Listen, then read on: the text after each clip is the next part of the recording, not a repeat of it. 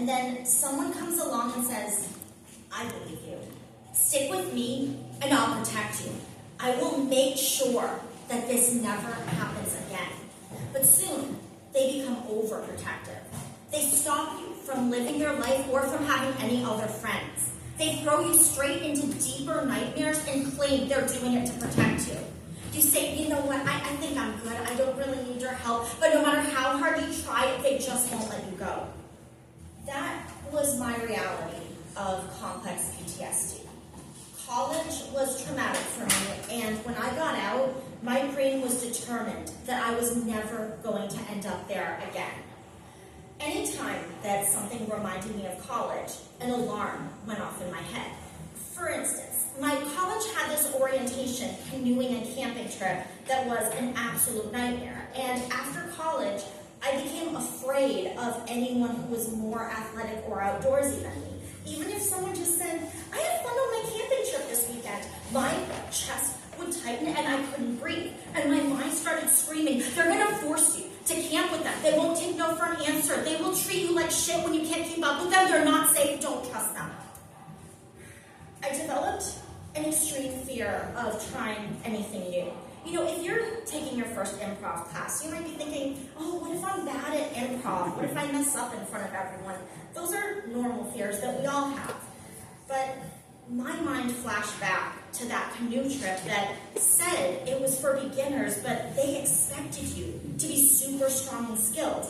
Back to that astronomy club Star Watch that said it was open to everyone, but they made fun of anyone who didn't know how to use a telescope. Or back to all those club events that would say, this is open to everyone, come if you want to learn. And then they'd spend the entire events shaming people for not knowing enough or not being involved enough. I could never trust that it was actually okay to be a beginner.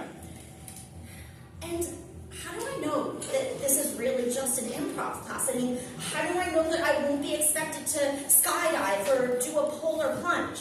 My mind raced back again to that orientation trip when I had called the school and they assured me that there would be bathrooms and showers on my trip, only to find out on the trip that that wasn't the case. Or when I joined the LGBTQ club and I was told I had to host strangers in my living space and let them follow me around all day when that was nowhere in the club description. I can't trust anyone because I never know what they're going to force on me. And what if I don't like improv class? I mean, what if I want to quit, but they don't let me?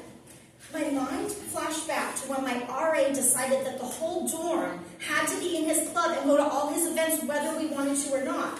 That time I said, no, I'm not. That time that I said, no, I'm not coming to that event, and my classmate grabbed my arm and pulled me out of my bed and said I had to go with her. I mean, that could happen again. My whole improv class could just show up at my house and demand that I come with them. I can't do this. Now, you would think that this hypervigilance would protect me if something were actually wrong. You would think that fight or flight adrenaline rush would make me say, no, I'm not okay with that, and then get out of the situation fast. But it was just the opposite. Every time that I wasn't okay with something, that fight or flight mode switched into fawning. I would feel trapped and helpless and like I just had to tolerate things that I had never tolerated before the PTSD. I could never tell anyone what was wrong. I wanted to. I desperately wanted to share how I was feeling, but every time I tried, I flashed back to all those times that I was crying that I was homesick. My classmates would ask, how far away do you live? I'd say 4 hours, and they'd say, well, that's not far. Those times that I said I had way too much to do, they would ask specifically what I had to do and then say, oh, that's not that much. Or the time my classmate locked me in my room and refused to move away from the door until I told her why I was so upset all the time. And I said, well, I have no alone time, no quiet, no privacy. People just expect me to be social with them all the time. And she looked at me like I had 3 heads. She said, that can't be it. That's not enough of a problem for you to be acting this upset all the time. So my brain just kept reminding me, no one is safe. Even people who seem to care aren't safe. I mean, sure, they ask what's wrong, but nothing you ever say will be good enough for them. They're just going to tell you it's not that bad. people asked what was wrong, I just wouldn't answer. I learned to communicate indirectly. I would hide behind metaphors and analogies and these broad general statements without ever saying what was actually wrong. When I started therapy years later, my therapist tried to teach me that I wasn't trapped. I wasn't helpless. I was an adult who could make my own decisions and walk away from anything that hurt me.